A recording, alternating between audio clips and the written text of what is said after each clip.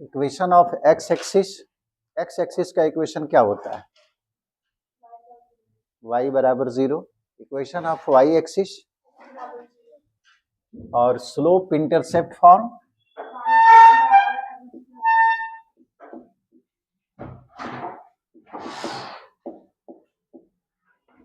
Slope intercept form सबको याद रखना है।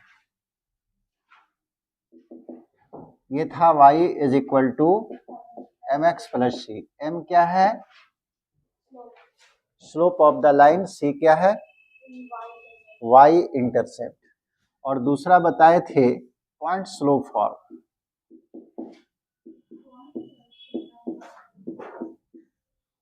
पॉइंट स्लोप फॉर्म था वैसा लाइन जो किसी एक पॉइंट से पास करे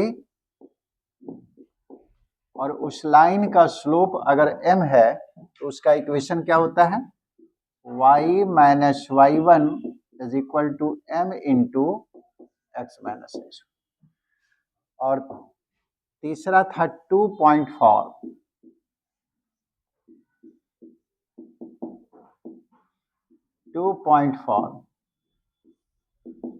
अगर कोई लाइन दो पॉइंट से पास करे, मान लेते हैं वो दो पॉइंट है x1 y1 और x2 y2। ये दो पॉइंट से पास करने वाला लाइन का इक्वेशन क्या था? किसी को याद नहीं? ठीक।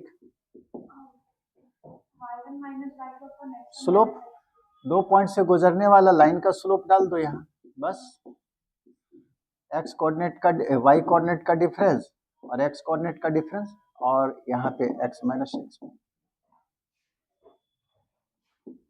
चौथा बताए थे इंटरसेप्ट फॉर्म।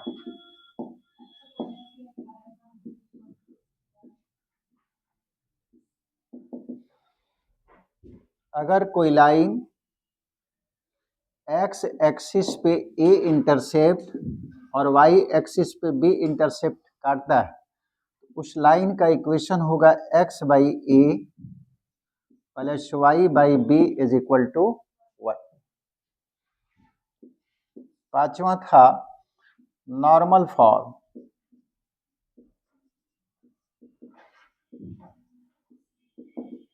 नॉर्मल फॉर्म है कि मान लीजिए कोई लाइन है ए बी, जिस लाइन पे ऑरिजिन से डाला गया परपेंडिकुलर का डिस्टेंस है p और यही परपेंडिकुलर x एक्सिस के साथ कितना एंगल बनाया? Theta angle. इस लाइन का स्लोप होता है x cos थीटा दे दिए। अच्छा ठीक है, x cos theta plus y sin theta is equal to p। Alpha angle बनाएगा तो अल्फा देंगे। और छठा था डिस्टेंस फॉर्म या पैरामेट्रिक फॉर्म। अगर कोई लाइन किसी पॉइंट x1 y1 से पास करे और वो लाइन x एक्सिस के पॉजिटिव डायरेक्शन से थीटा एंगल बनाता है, तो उस लाइन का इक्वेशन कितना? x minus x1 by cos theta और y minus y1 by sine theta. ये डिस्टेंस फॉर्म। इतना स्ट्रेट लाइन में पढ़ चुके हैं।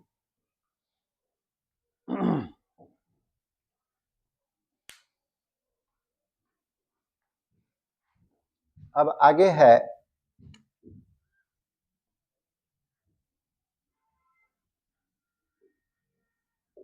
जनरल इक्वेशन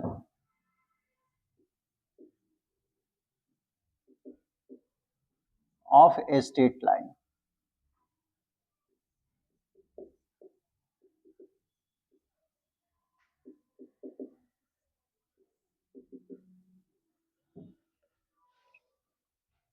स्ट्रेट लाइन का general equation.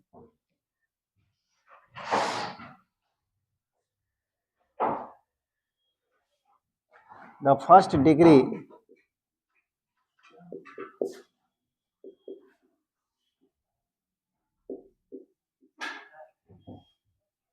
Equation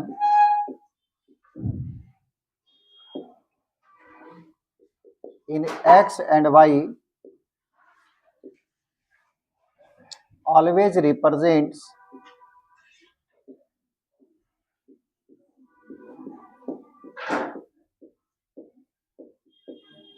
a straight line.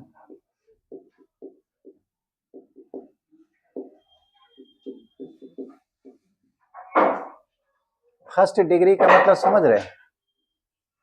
First degree equation in x and y, यानी कि एक्स और वाई का पावर कितना होगा? 1।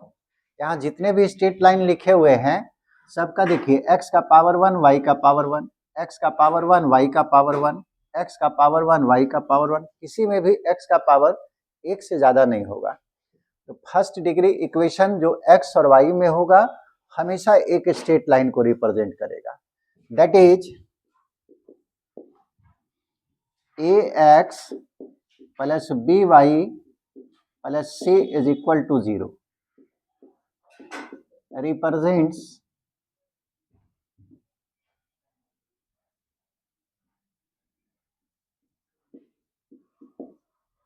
Represents a straight line.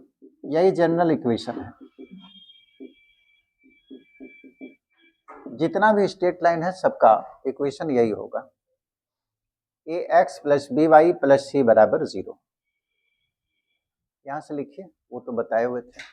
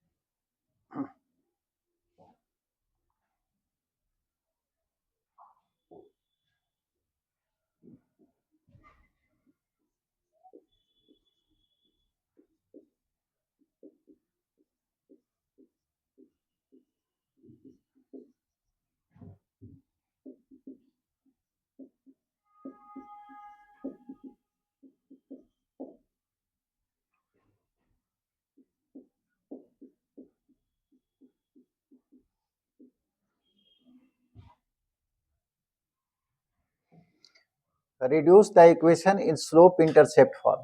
जैसे आपको सवाल दिया है 7x प्लस 3y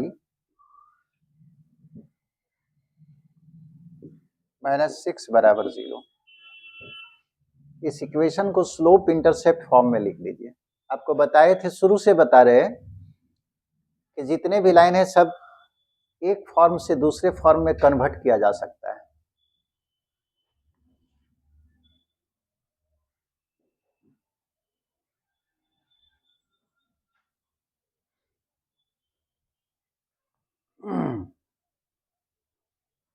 इस स्ट्रेट लाइन को स्लोप इंटरसेप्ट फॉर्म में ऐसा लिखना है।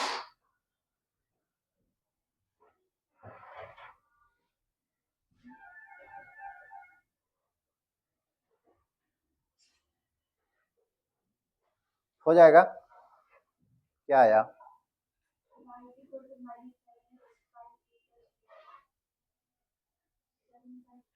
स्लोप इंटरसेप्ट फॉर्म में लिखना है, तो स्लोप इंटरसेप्ट फॉर्म यही ना है, y बराबर mx प्लस c। y का वैल्यू निकाल लीजिए, ये हो जाएगा 3y is equal to minus 7x और प्लस 6। 3 से डिवाइड कर दिए, y is equal to minus 7x plus 6 by 3, यानी कि y is equal to minus 7 by 3 x और 6 बाई 3, 6 बाई 3 यानी कि 2 हो गया। ये इस फॉर्म में आया, विच इज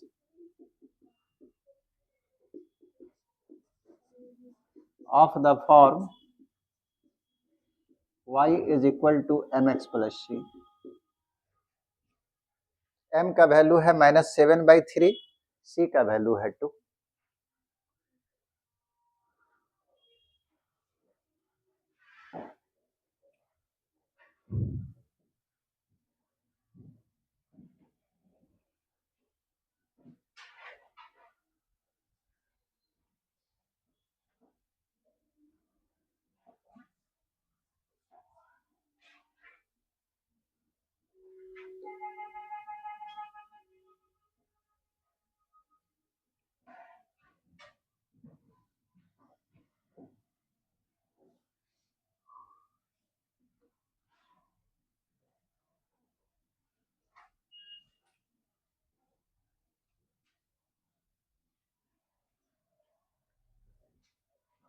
हो गया सबका?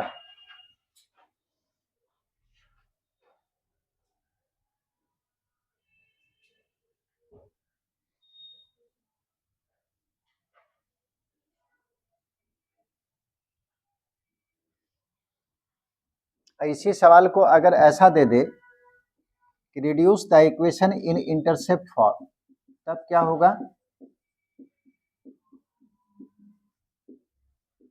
बताइए? अब इस इक्वेशन को इंटरसेप्ट फॉर्म में लिखना है।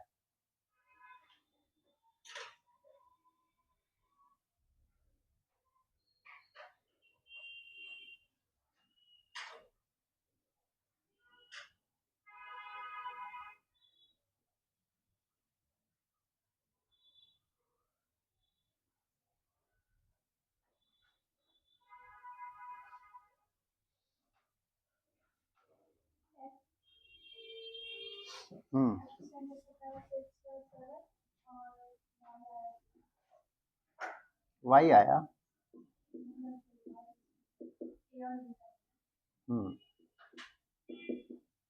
यही इक्वेशन है। सबसे पहले इंटरसेप्ट फॉर्म में लिखने के लिए कांस्टेंट टर्म को राइट साइड में कर दिए। अब इसको 1 बना दीजिए। 1 बनाने के लिए 6 से डिवाइड कर दिए, लेफ्ट साइड भी और राइट साइड को भी। ये होगा 7/6 x, दो पार्ट में तोड़ दिए, 3/6 y इज इक्वल टू 1, यानी कि 7/6 x और ये कट कर 1/2 y इज इक्वल टू 1। इसको आप लिख सकते हैं x/6/7 प्लस y/1/2,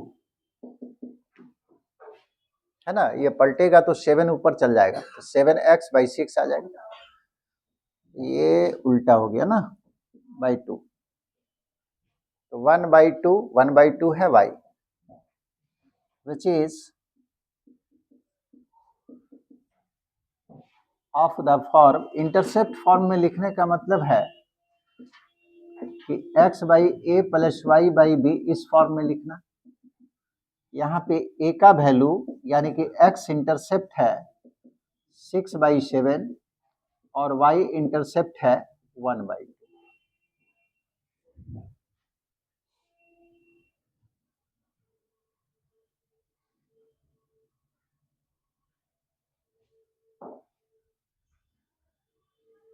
हो गया?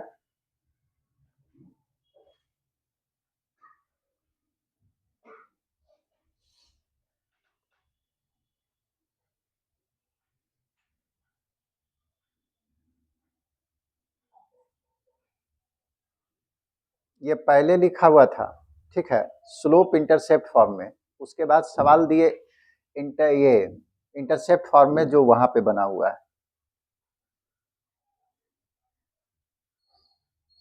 पहला सवाल था स्लोप इंटरसेप्ट फॉर्म में लिखने, दूसरा सवाल था इंटरसेप्ट फॉर्म में लिखने। मिटा दे इसको। अब मान लीजिए तीसरा सवाल दिया कि आप इसी को नॉर्मल फॉर्म में, एक ही इक्वेशन को सब बता दे रहे हैं,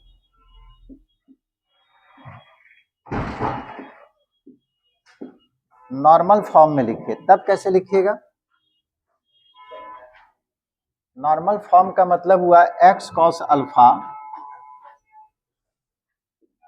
plus y sin alpha is equal to p, इस फॉर्म में लिखना है।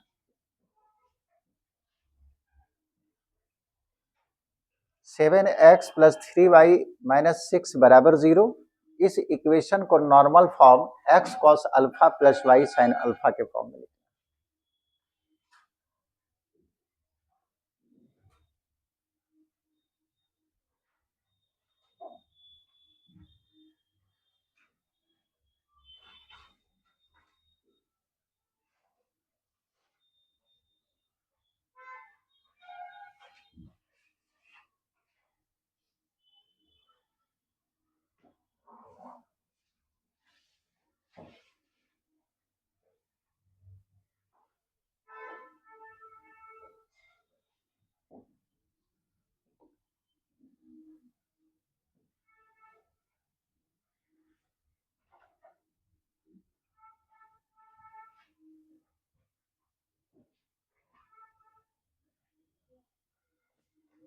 बस यही अंतिम है नॉर्मल फॉर्म।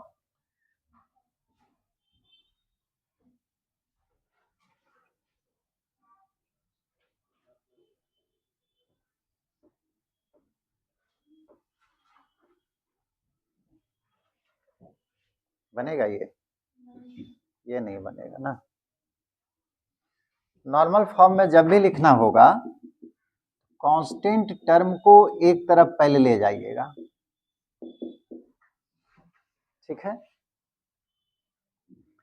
अब x और y का जो कोफिशिएंट है उसको स्क्वायर करके ऐड कर देंगे, तो 7 का स्क्वायर और 3 का स्क्वायर स्क्वायर करके ऐड कर दिए और उसका रूट ले लीजिएगा, तो ये हो जाएगा √49 और प्लस 9 कितना आ जाएगा 58, है ना। तो √58 से डिवाइड कर दीजिएगा, 7/√58 x plus 3/√58 y। Right side में हमेशा पॉजिटिव होना चाहिए, याद रहे, क्योंकि यही है परपेंडिकुलर डिस्टेंस और परपेंडिकुलर डिस्टेंस कभी नेगेटिव नहीं होगा, तो वो पॉजिटिव ही रहना चाहिए। तो हम लोग को पहले ही से पॉजिटिव मिला तो उसमें कुछ नहीं किए, राइट साइड में पॉजिटिव है नंबर। अब जो है x का कोफिशिएंट और y के कोफिशिएंट का स्क्वायर करके ऐड करेंगे और उसका रूट ले लेंगे, जो भी नंबर आएगा उसी नंबर से आप दोनों तरफ डिवाइड कीजिएगा। अब एक को आप मान लीजिए कॉस अल्फा, x के साथ कॉस अल्फा होता है, तो ये अपने आप साइन अल्फा बन जाएगा, आप चेक कर सकते हैं। पुट, अब सवाल उठता है कि कॉस अल्फा ले सकते हैं कि नहीं, ऐसा क्यों ले लिए।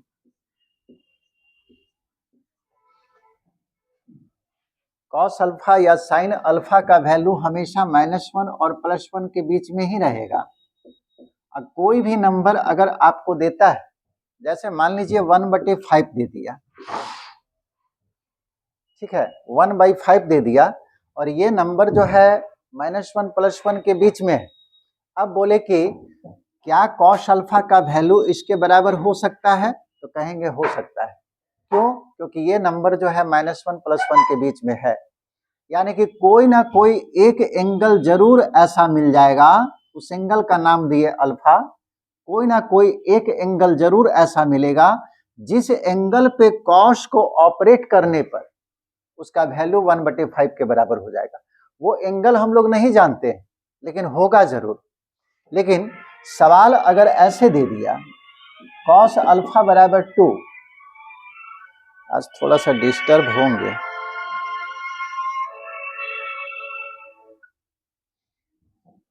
थोड़ा सा बंद कर दोगे।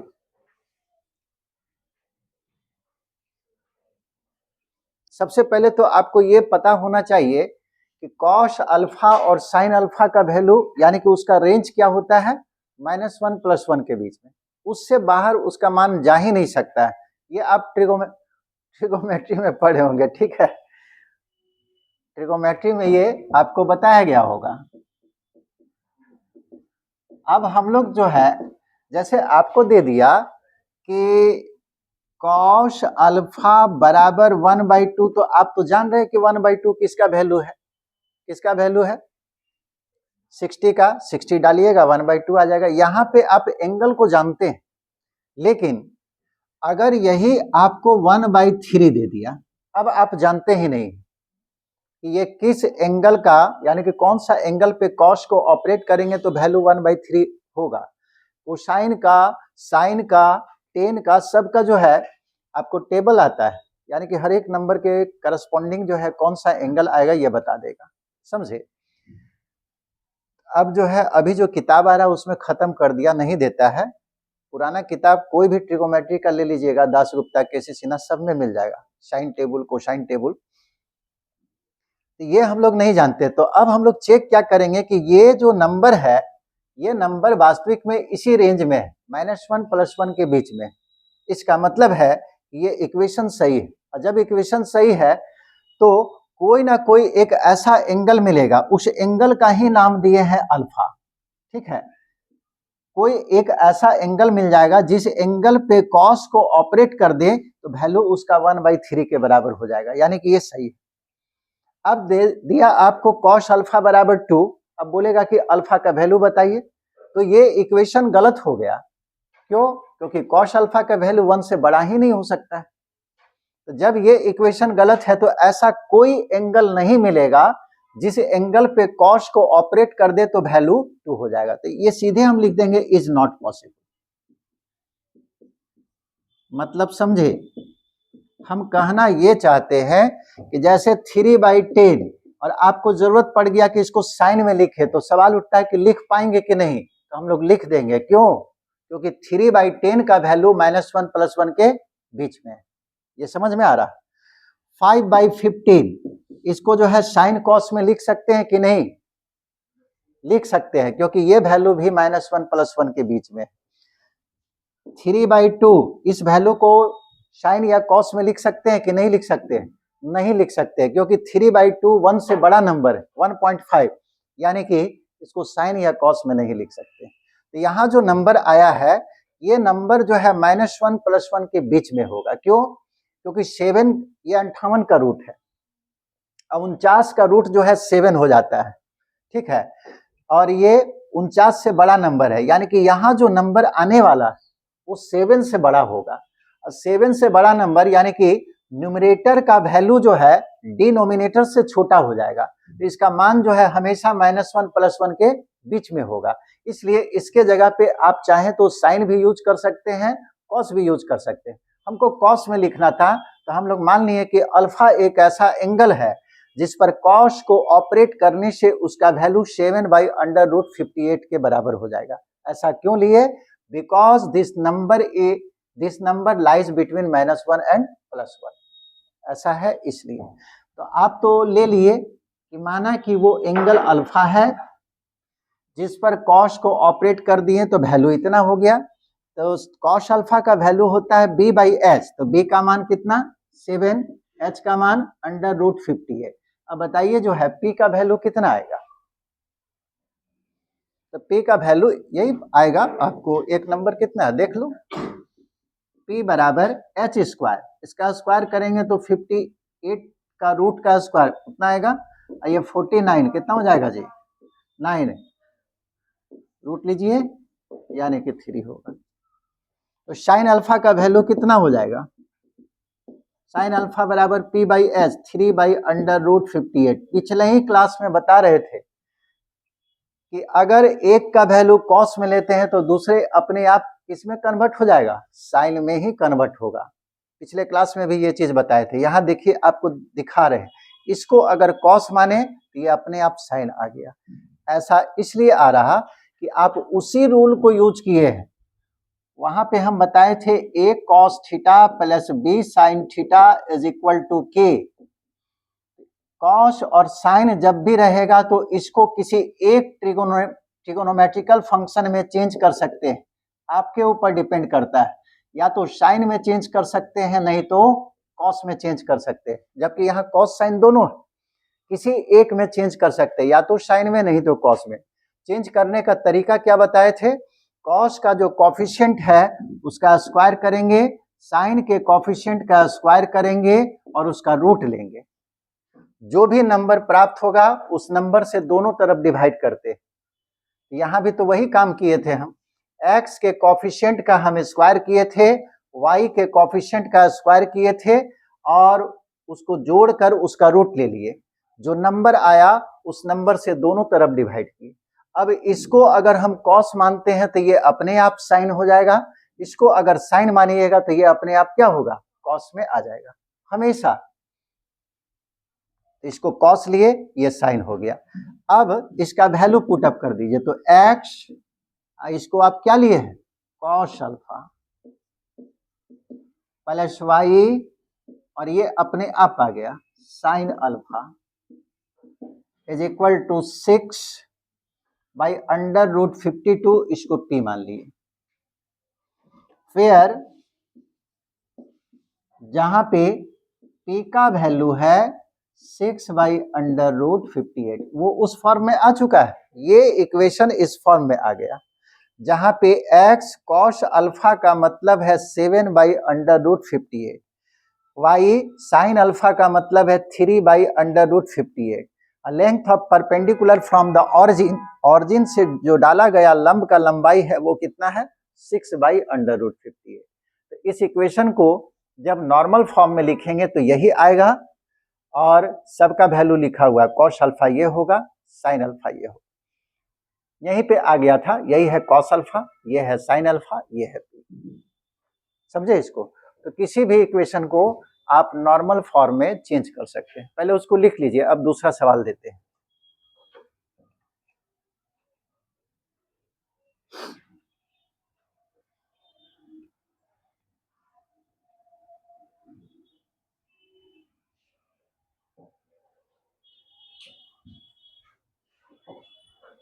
क्लास बिल्कुल रेगुलर कीजिए। आप लोग रेगुलर नहीं करके ऐसा मतलब प्रॉब्लम आता है ना कि टीचर को पढ़ाने में मन नहीं लगता है।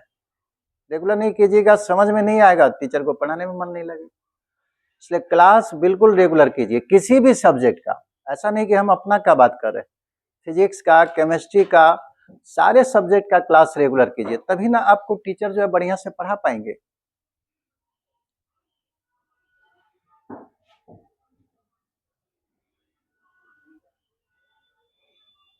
एक आप लोग जो है रिड्यूस करके बताइए।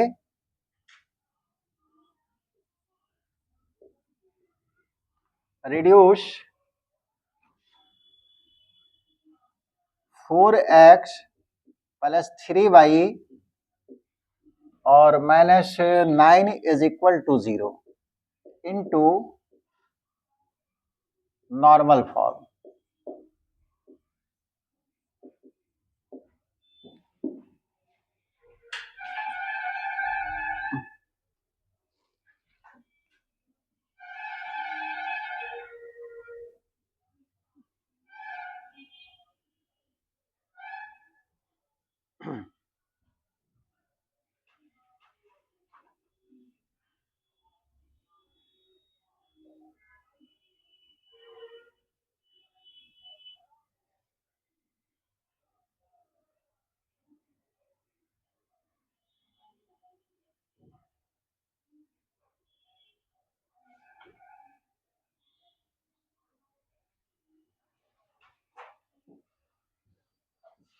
हो गया?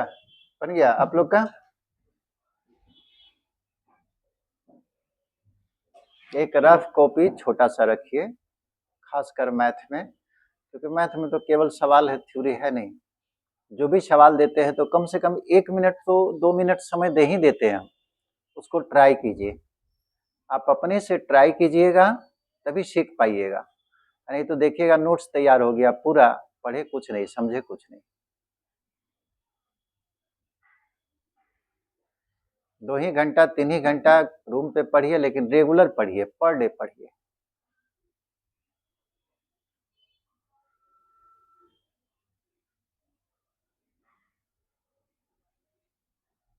हो गया जी? बन गया सबका? तुम बनाए जी? कहाँ बनाया?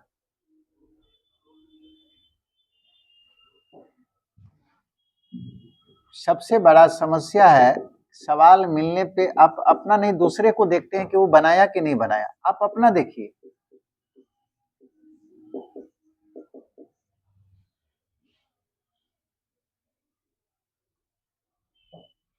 क्या बताएं? सबसे पहले कांस्टेंट को, कांस्टेंट का मतलब जिसमें एक्स वाई नहीं है, राइट साइड में पहुंचा दिए। दूसरा कंडीशन क्या बताएं? ये हमेशा पॉजिटिव ही होना चाहिए, क्योंकि लेंथ ऑफ परपेंडिकुलर को यही रिप्रेजेंट करेगा अगर हम इसको नॉर्मल फॉर्म में लिखेंगे तब। अगर पॉजिटिव है तब अगला स्टेप लेंगे, और अगर नेगेटिव आ गया तो पहला काम है इसको पॉजिटिव ही बनाना, उसके बाद ही दूसरा स्टेप लेंगे। तो हमारे पास पॉजिटिव आया, अगला स्टेप क्या है? एक्स के कोफिशिएंट को स्क्वायर करेंगे प्लस वाई का कोफिशिएंट को भी स्क्वायर करेंगे, दोनों को ऐड कर दिए और रूट लेंगे, ये होगा 16 + 9 √25, यानी कि 5 आएगा। जो भी नंबर आएगा उस नंबर से आप दोनों तरफ डिवाइड कर दीजिएगा। अब इसको दो पार्ट में तोड़ दिए, 4/5x plus 3/5y is equal to 9/5। इसको आप लिख सकते हैं ऐसा, x बाई 5/4 होगा, ठीक है, 5/, अच्छा इंटरसेप्ट फॉर्म में नहीं लिखना है, चलिए ऐसा है। अब पुट या take cos alpha is equal to 4/5। अब यहाँ पे बार बार हमको दिखाने का जरूरत नहीं है कि एक को कॉस लेंगे तो दूसरा साइन बन जाएगा, एक बार हम करके दिखा दिए। अब डायरेक्ट लिख सकते हैं कि अगर ये कॉस अल्फा 4/5 है तो साइन अल्फा जो है यही आएगा 3/5। देन द अबव इक्वेशन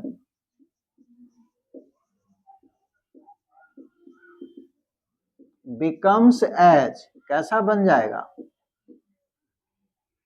ये हो गया x cos alpha plus y sine alpha y is equal to 9/5, यानी कि x cos alpha plus y sine alpha is equal to p, जहां पे लेंथ ऑफ परपेंडिकुलर 9/5 ही होगा। समझे?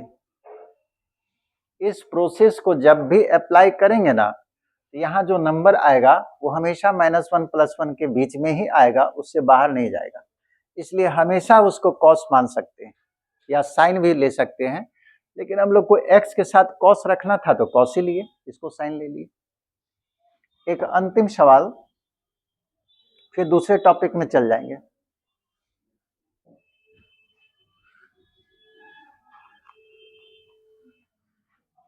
नेक्स्ट क्वेश्चन है x माइनस √3y और प्लस 8 बराबर 0। Normal form में ही रिड्यूस कीजिए।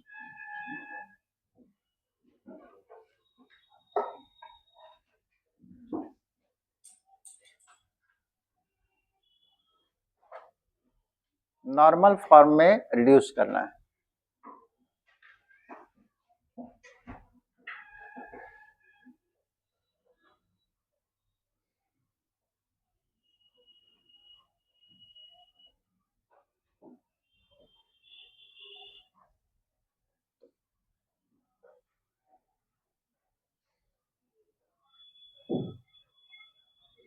लिमिट ये सब बढ़िया से पढ़े हुए हैं ना, लिमिट ऑफ फंक्शन, क्योंकि 12 में जो स्टार्ट होगा उसमें कंटिन्यूटी हुआ, डिफरेंशिएबिलिटी हुआ और डिफरेंशिएशन सारे लिमिट पर ही डिपेंड करता है। डिफरेंशिएशन पढ़ाया गया था आप लोगों को? अच्छा ठीक है।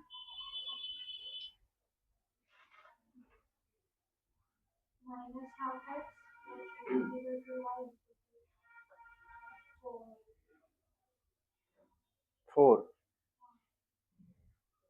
आप लोग का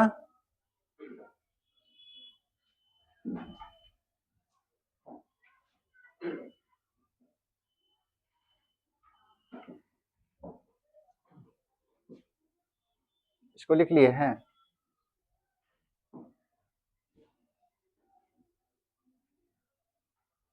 तुम्हारा बना जी, क्या नाम है, बना? बनाओ उसको, अब इसमें क्या हम बताएं। कांस्टेंट को एक तरफ ले जाओ, नेगेटिव आता है तो उसको पॉजिटिव बनाओ।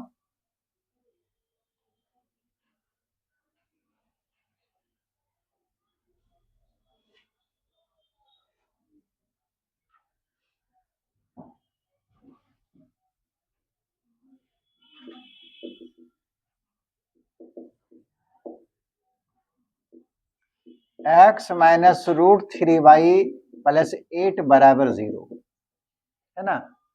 पहला काम क्या है, कांस्टेंट को एक तरफ कर देंगे। अगर कांस्टेंट नेगेटिव आया तो पॉजिटिव बना देंगे। कांस्टेंट तो हमारा नेगेटिव आ गया, इस बार पॉजिटिव बनाइए। कैसे बनेगा, -1 से मल्टीप्लाई कर दो दोनों तरफ, तो -1 से अगर मल्टीप्लाई करेंगे तो ये हो जाएगा -x, इसमें -1 से मल्टीप्लाई करेंगे तो माइनस माइनस प्लस,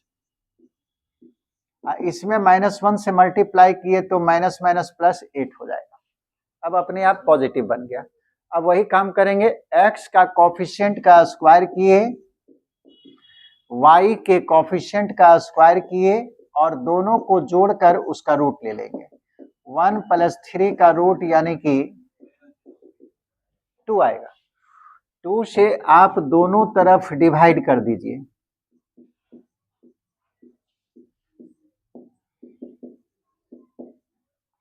यानी कि -12 × x + √3/2y = 4। बताइए -12 किसका वैल्यू होता है? अब तो यहाँ पे एंगल निकल सकता है, समझे? यहाँ एंगल, जहाँ पे एंगल नहीं निकल सकता था वहां पे cos अल्फा sin अल्फा दिए, अब यहाँ पे निकल सकता है। लेकिन आप वही चीज मार दिए होंगे फिर से cos अल्फा, मतलब सोचने वाला सोचते रहे एंगल क्या होगा, लेकिन यहाँ निकलेगा, स्टैंडर्ड फॉर्म में आ गया। 120 का है, cos 120 डिग्री का वैल्यू ये होता है, ठीक है? तो x cos 120 को आप रेडियन में चेंज कर लीजिए। 180 डिग्री बराबर पाई रेडियन होता है, इसलिए 1 डिग्री बराबर होगा π/180 रेडियन, और हम लिखना चाहते 120 को, तो π/180 और इंटू 120, ये कट जाएगा 2 3, यानी कि 2π/3। π/3 का मतलब 60 डिग्री, और 60 में 2 से गुना किए 120 डिग्री, तो ये हो गया x cos 2π/3।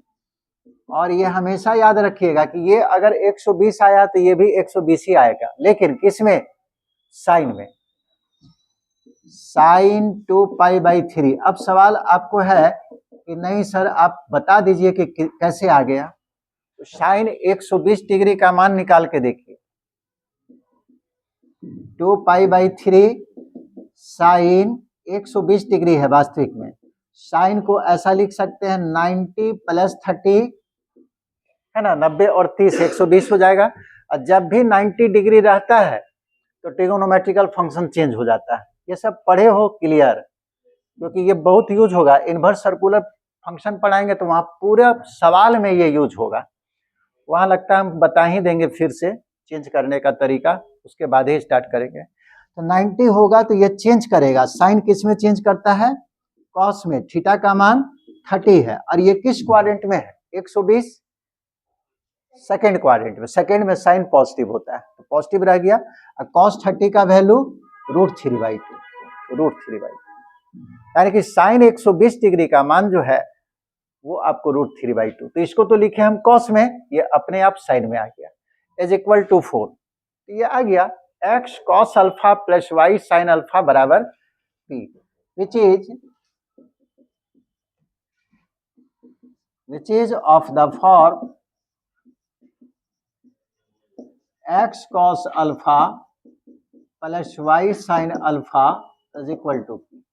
फिर जहां पे अल्फा का मान है 2π/3 और length of perpendicular from the origin = 4। समझ गए इसको?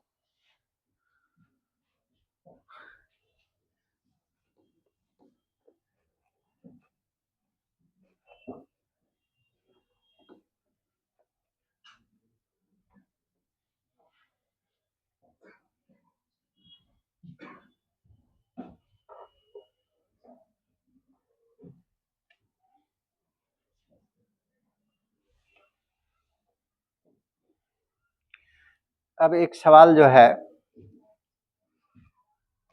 ये सवाल एक्चुअली में कंपटीशन में भी पूछा है।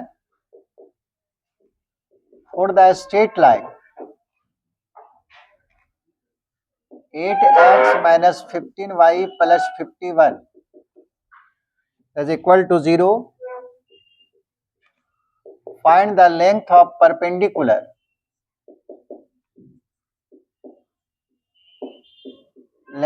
perpendicular from the origin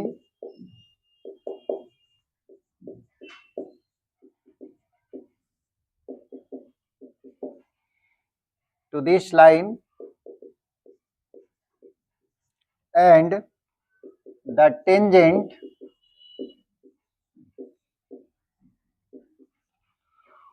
to the inclination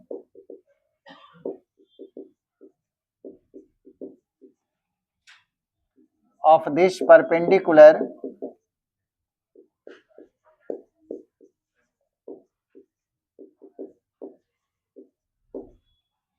with x-axis। क्या ये सवाल बनेगा? इसका हर एक चीज आपको मालूम है, थोड़ा सा लैंग्वेज में लिखा हुआ है। अब आपको समझना है कि ये कहना क्या चाह रहा है। For the straight line 8x minus 15y plus 51 is equal to 0, इस स्ट्रेट लाइन के लिए find the length of perpendicular. सबसे पहले लेंथ ऑफ परपेंडिकुलर निकालिए, कहां से? From the origin. ऑरिजिन से इस लाइन पे डाला गया लंब का लंबाई कितना होगा, and the tangent to the inclination of this perpendicular with x axis.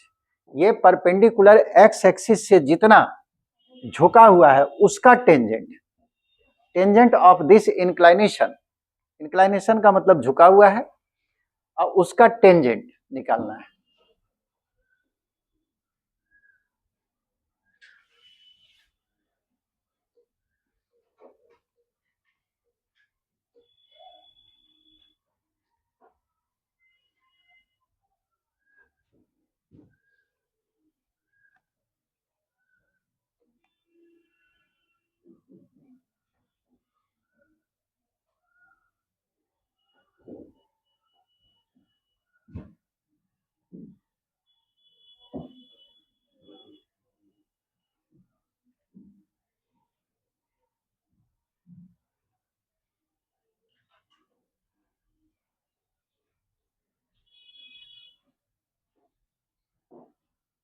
बन गया?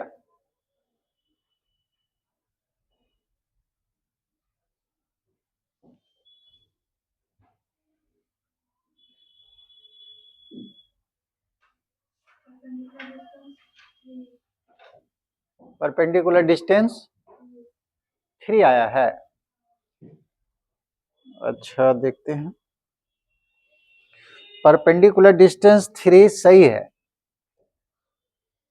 अब निकालना है tangent of inclination of this perpendicular with x axis. उस परपेंडिकुलर का एक्स एक्सिस के साथ जो इंक्लाइनेशन है उसका टेंजेंट, यानी कि कितना झुका हुआ है उसका टेन निकाल लीजिए।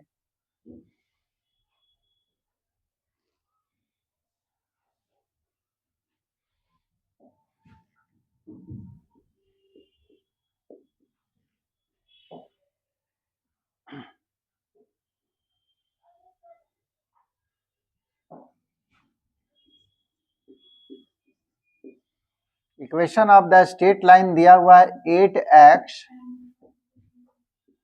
क्या बोली? 8/7 आ रहा है। साइन के साथ, साइन आपको देखना है। 8/17 नहीं, -15/8 आ रहा, -15/8 आ गया।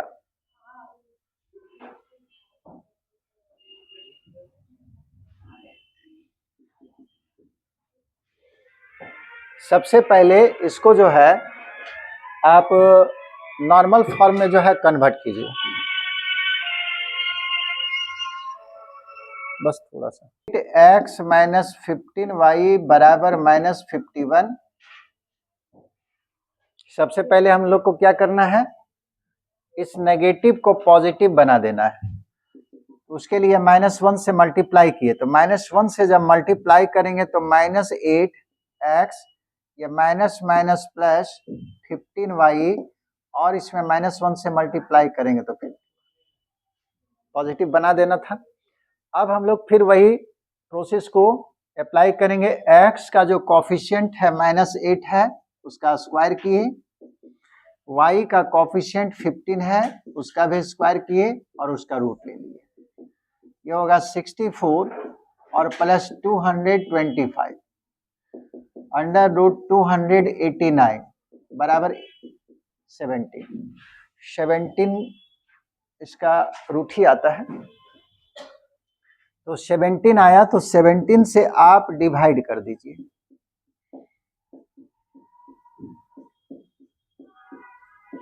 इधर भी 17 से हम डिवाइड किए, ये हो गया -8/17 x प्लस 15/17 y और इज इक्वल टू 3।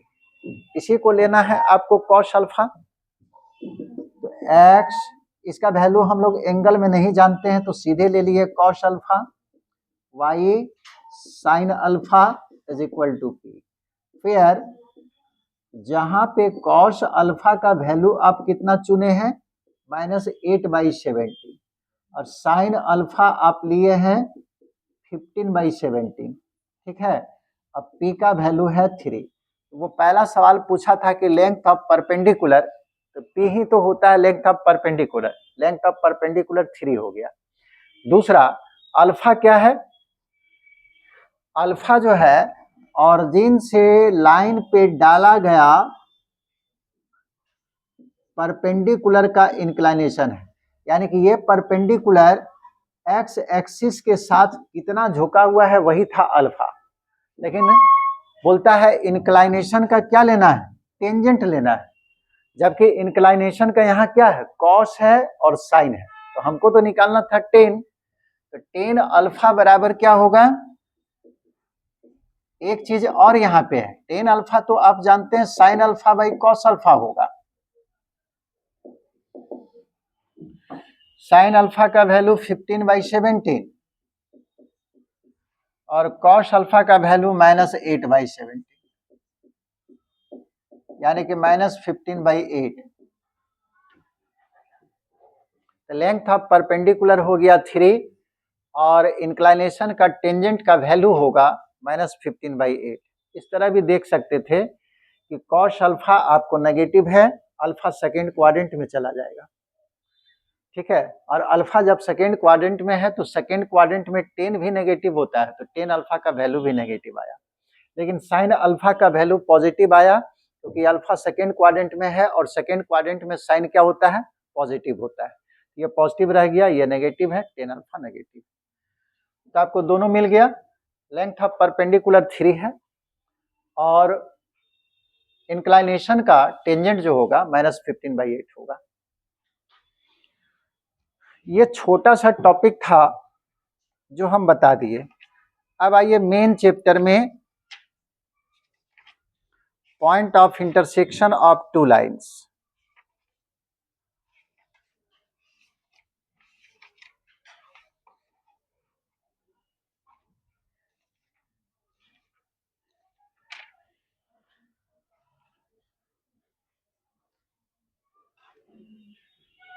देखिए सर,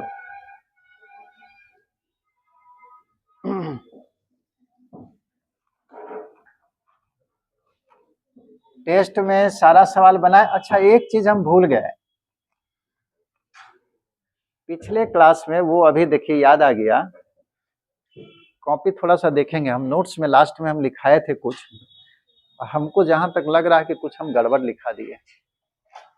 पढ़ा रहे थे तुम लोग को ऑर्थो सेंटर ना, ऑर्थो सेंटर, और नोट्स में लिखाए हैं ऑर्थो, अच्छा क्या है, सेम ठीक है। ये इफ ABC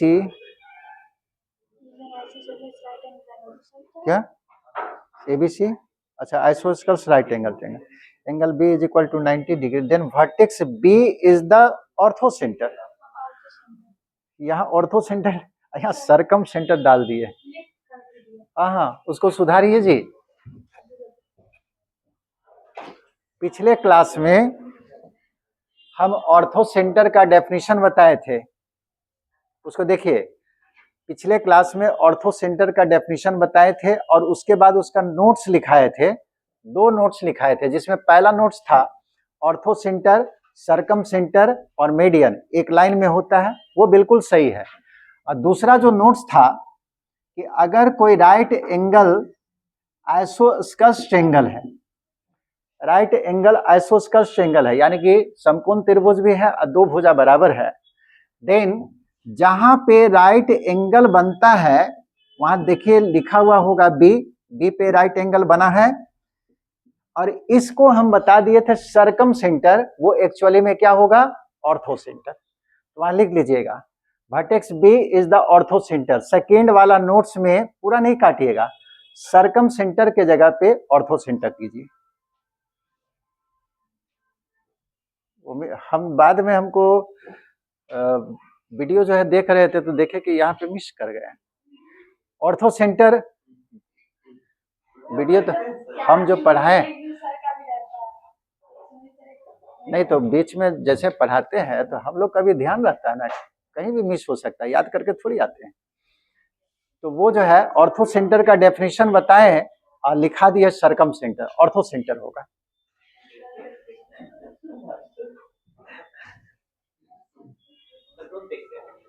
ना, कभी कभी वो डेली हम अपना क्या लिए देखेंगे,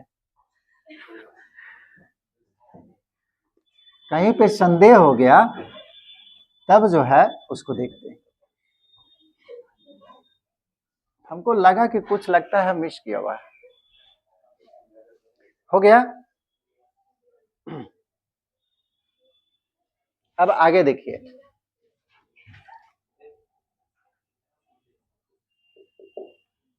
पॉइंट ऑफ इंटरसेक्शन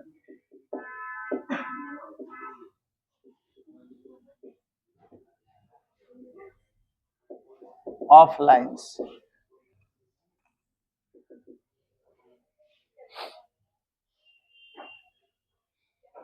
दो लाइन का पॉइंट ऑफ इंटरसेक्शन कैसे निकालेंगे, इसमें कुछ नहीं है, दो लाइन को सॉल्व कर दीजिए। जैसे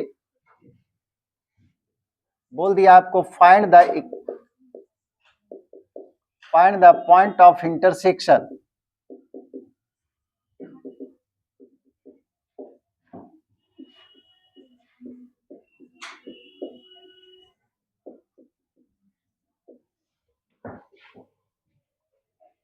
ऑफ लाइन्स 2x - 3y + 8 बराबर 0 एंड 4x + 5y = 6। चलिए बनेगा। आप इक्वेशन को 10th क्लास में सॉल्व किया, ठीक है। स्ट्रेट लाइन है, x और y का पावर 1 है, x और y का पावर 1 है, स्ट्रेट लाइन है। और जो आप 10th क्लास में सॉल्व कर रहे थे इक्वेशन को, वो वास्तविक में दो लाइन के पॉइंट ऑफ इंटरसेक्शन को आप निकाल रहे थे। वहां पे ज्योमेट्रिकल मीनिंग आपको नहीं मालूम था, अब जैसे जान रहे हैं।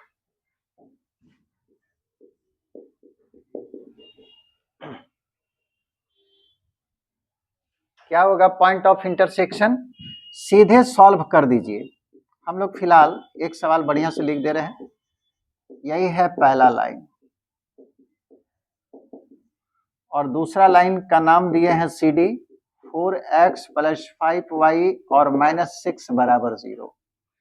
आप इस इक्वेशन को सॉल्व कर सकते हैं जितने भी मेथड आप पढ़ के आए हैं उससे। पी क्या है, point of intersection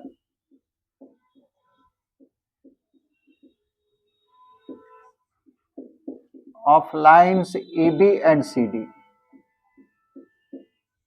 A b और सी डी का पॉइंट ऑफ इंटरसेक्शन है।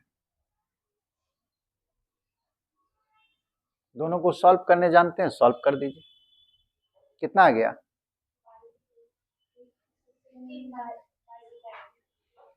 y बराबर, अच्छा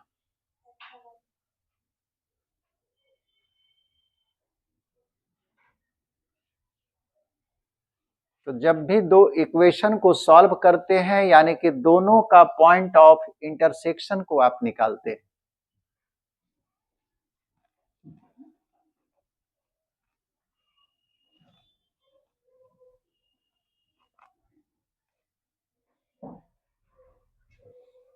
तो इसको हम जो है क्रॉस मल्टीप्लिकेशन से सॉल्व कर दे रहे हैं, ठीक है। आप लोग मेरा लगता है उसको बहुत कम यूज किए होंगे क्रॉस मल्टीप्लिकेशन को, उसी मेथड से हम सॉल्व कर दे रहे हैं। कैसे सॉल्व करते हैं उस मेथड से?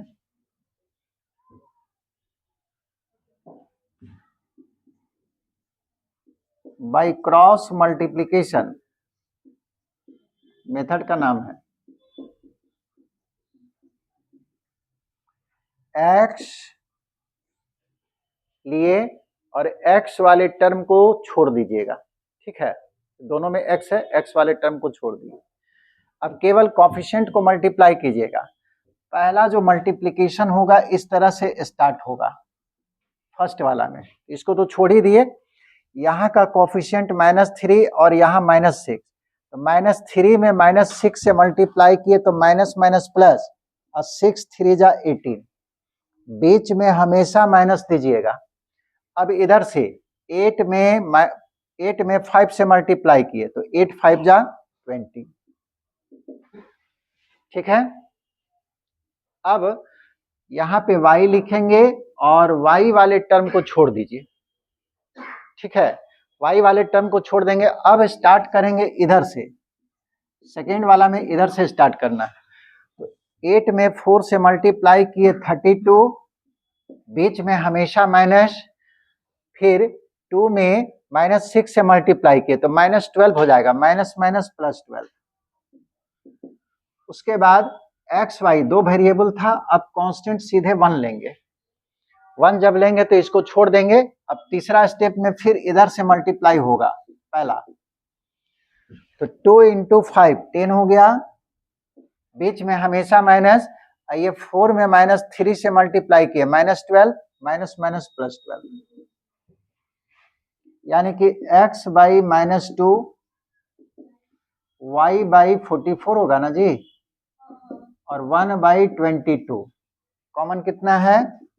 2 सब में है, 2 को हटाइए, x बाई -1, यहाँ पे 22, और ये होगा 1 बाई 11। तो आपको क्या मिला? x by -1 is equal to 1 by 11 और y by 22 is equal to 1 by 11। यहाँ से x का वैल्यू निकाल लिए, -1 को गुना कर दिए, -1 बाई 11, और y का वैल्यू हो जाएगा 22 बाई 11 यानी कि 2। x का मान -1 बाई 11 और y का वैल्यू 2, इसका पॉइंट ऑफ इंटरसेक्शन यही आएगा। आया सबका?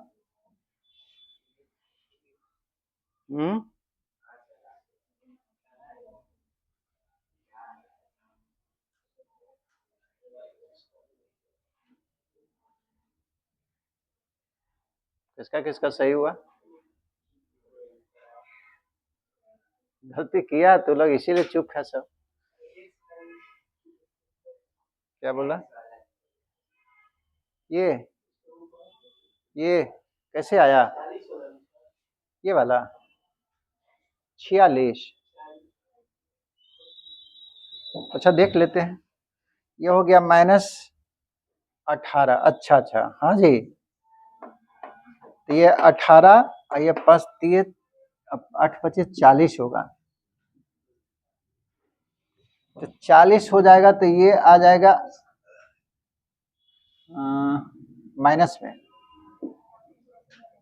तो ये हो गया आपको -22 ना, 22। अब -22 आ गया और छोटा हो जाएगा। -12 को हटाइए, 22 को हटाइए सबसे, ये होगा -1, ये हो गया 2 और ये हो गया 1। x by -1 is equal to 1, 1 by 1 यानी कि 1 हो गया। x का वैल्यू -1, अब आ गया।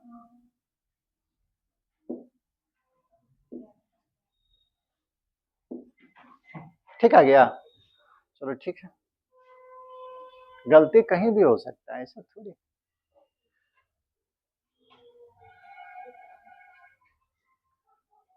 तो जब भी आपको दो लाइन का पॉइंट ऑफ इंटरसेक्शन खोजेगा, क्या कीजिएगा, दोनों को सॉल्व कर देंगे।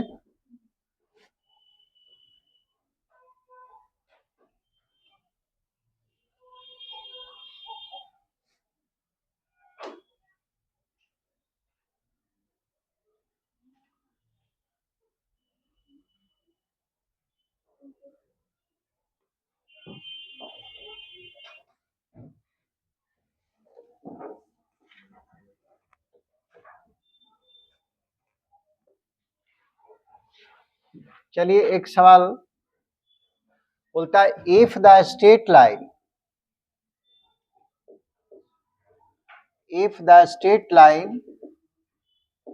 x by a plus y by b is equal to 1 through the point of intersection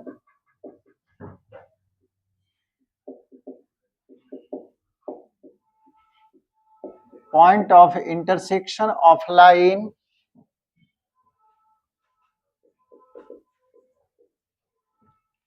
line आपको दिया हुआ है x plus y is equal to 3, पहला लाइन है, and 2x minus 3y is equal to 1, 2x minus 3y is equal to 1 and is parallel to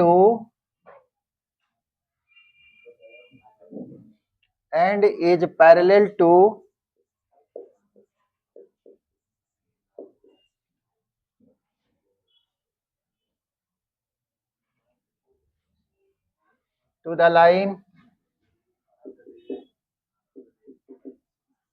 y is equal to x minus 6. Find a and b।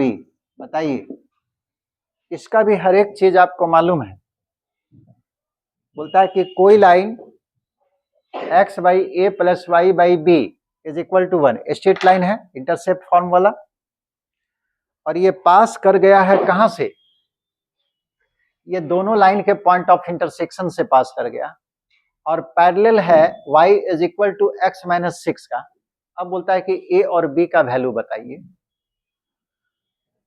हम थोड़ा सा figure बना के आपको hints कर दे रहे हैं।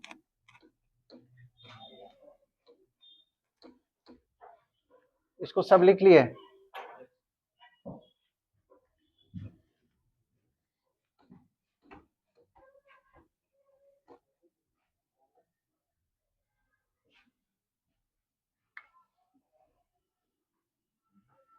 ओरिजिनल फिगर का जरूरत नहीं है। अरे भाई कितना ही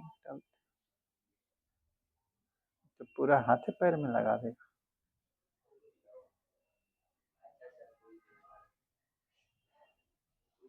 ऊपर से लगता है डाल देता है क्या?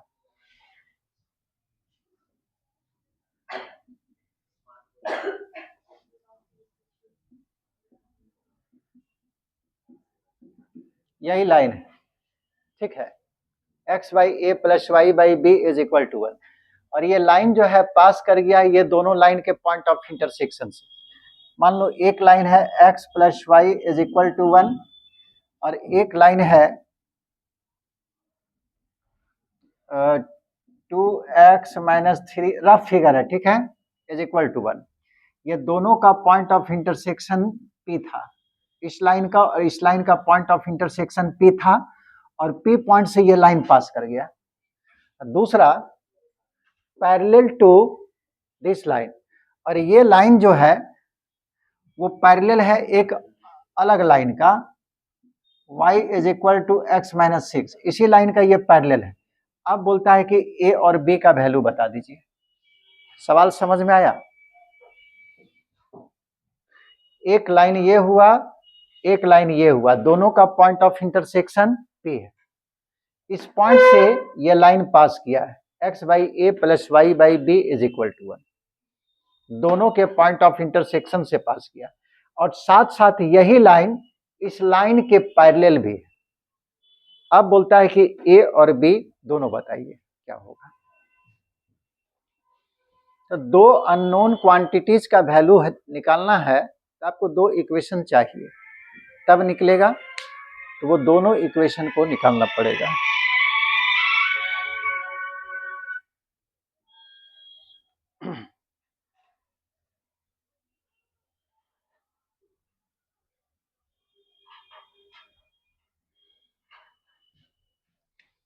तो हम ऐसा करते हैं, सबका नाम दे देते हैं, समझने में सुविधा होगा। सबसे पहले मान लेते हैं ए बी,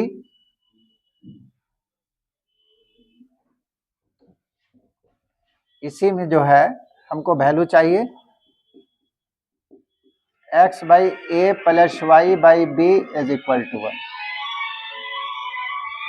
अरे इतना फोन क्यों कर रहा है, 5 मिनट में फोन करें। एक लाइन ये मान लिए सी डी और ये मान लिए ई एफ, और इसको मान लिए जी एच। ठीक है, सी डी का इक्वेशन क्या लिए हैं जी, 2x minus 3y is equal to 1।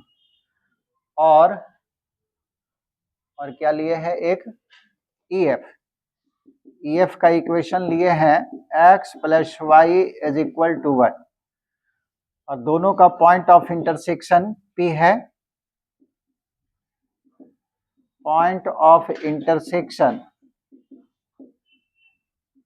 Intersection of a b and c, a b नहीं, सी डी और ई एफ, सी डी और ई एफ का पॉइंट ऑफ इंटरसेक्शन है ये। और एक और लाइन लिए थे जी एच, ये है y is equal to x minus 6। अब बोलता है ए और बी को निकालिए, तो सबसे पहले ये दोनों को सॉल्व करके पॉइंट ऑफ इंटरसेक्शन निकाल दीजिए। ये दोनों का सॉल्यूशन बताइए।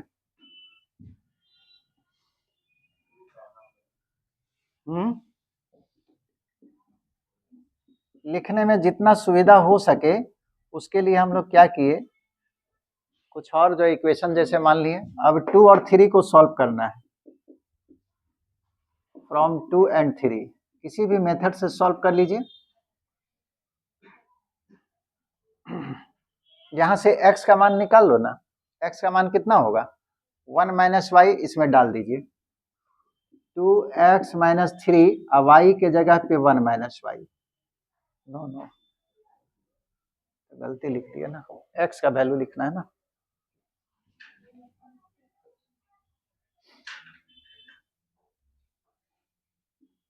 टू और x के जगह पे 1 minus y minus 3y is equal to 1। ये समझे कि नहीं, यहां से y का वैल्यू निकालें। ठीक है, y का x का वैल्यू 1 माइनस वाई,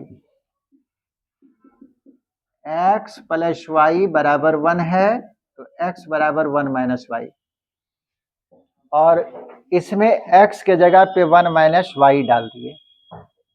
y का वैल्यू निकाल लो। अब किसी भी मेथड से सॉल्व कीजिए, फर्क नहीं पड़ता है। यह होगा -5y इज इक्वल टू, इसको इधर ले गए -1, तो y का वैल्यू आ गया 1/5। ठीक है, y का वैल्यू अगर 1/5 आ गया तो इसमें डाल दीजिए। हाँ, कहाँ पे, x plus y is equal to 3 है ना। चलो 3 है तो 3 डाल दो। ये अगर 3 होगा तो ये 3 हो जाएगा, ये 3 हो गया, 3 होगा तो कितना आ जाएगा जी, 6 minus 2y minus 3y is equal to 1, minus 5y बराबर 1 minus 6, minus 5y is equal to -5, और आसान आ गया, माइनस कट गया, 5 कट गया, y का वैल्यू 1, y का वैल्यू 1 डाल दीजिए।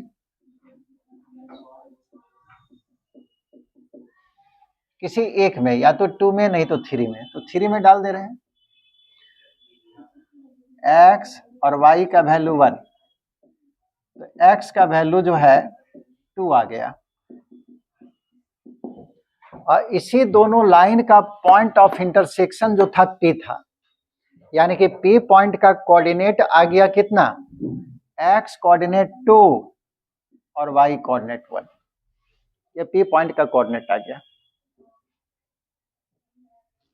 ठीक है।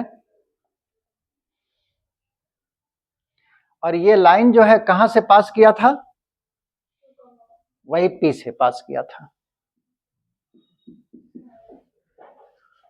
बोलो। जो पैरेलल लाइन का x और y का कोएफिशिएंट सेम होता है। हाँ, तो इसमें हम जो पैरेलल लाइन का जो दिया है उसी से इसका कोएफिशिएंट लगा सकते हैं। ठीक, वो अभी बताए नहीं तो हमको पूरा मेथड से बता दे। Since AB passes through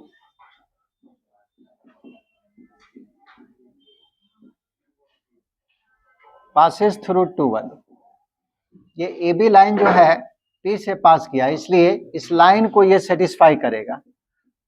2/A और y का value 1/B is equal to, एक इक्वेशन मिल गया तो ठीक है। इसको मान लीजिएगा फिलहाल 4 तो हो गया 5,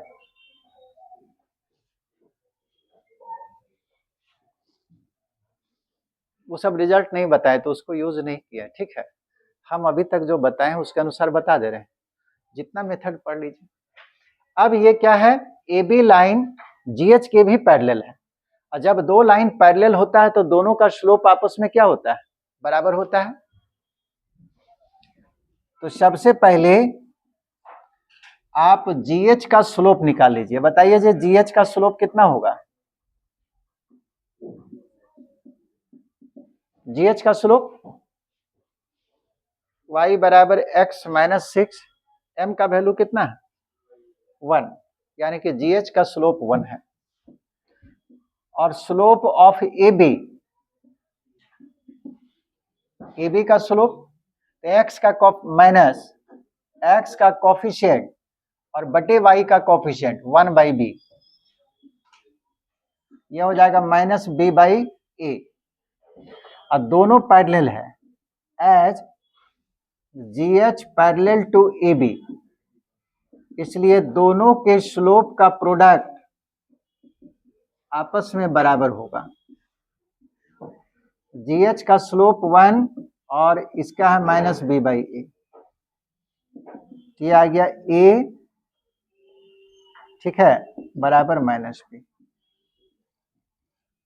अब सॉल्व कर लीजिए, a का मान -b यहाँ पे डाल दो, या b बराबर माइनस से डाल दो, सॉल्व कर लो इक्वेशन 5 और 6 को। फ्रॉम 5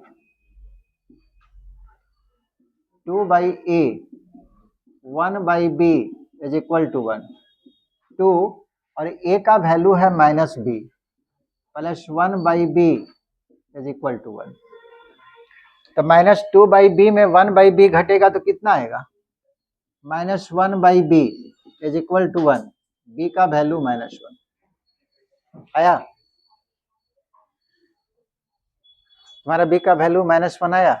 अब b जब -1 है इसमें डाल दीजिए, -1 डालेंगे तो माइनस माइनस प्लस, इसलिए a बराबर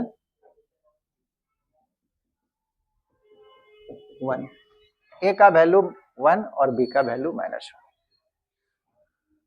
इसके आगे जो है, जो पैरेलल लाइन का इक्वेशन होता है वो बताएंगे तो एक मेथड और आसानी से बना सकते थे। इतना बड़ा अभी बहुत कम बड़ा है, इससे भी बड़ा बड़ा आएगा।